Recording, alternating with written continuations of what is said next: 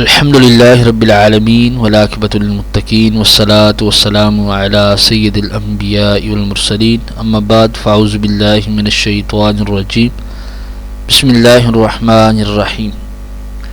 محترم سامعین ناظرین، آج کی اس ویڈیو کے اندر وہ دوست احباب جو کمنٹس کر کے یہ پوچھتے ہیں کہ ہمارے بچے بدتمیز ہو رہے ہیں، ہمارے بچے شرارتیں بہت زیادہ کرتے ہیں، بدتمیزی بہت زیادہ کرتے ہیں،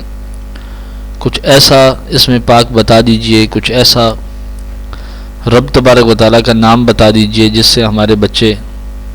نیک ہو جائیں، ان کی طبیعت کے اندر نیکی کا مادہ پایا جائے، وہ نماز پڑھنا شروع کر دیں،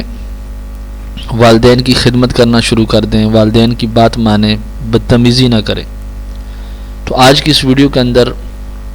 ایسا ہی رب تبارک و تعالیٰ کا ایک نام آپ تمام دوستوں کے سامنے پیش کیا جائے گا اور اس کا مکمل طریقہ کار آپ کو بتایا جائے گا۔ محترم سامعین ناظرین، جو شخص رات کو سونے سے پہلے اپنے بچوں کی نیت سے 100 مرتبہ یا مؤخرو کا ورد کر کے اپنے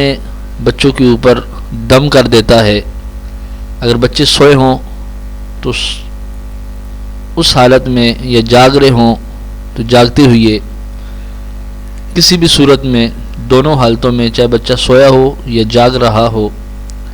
یا مؤخرو 100 مرتبہ پڑھ کر ان کے اوپر پھونک مار دیں۔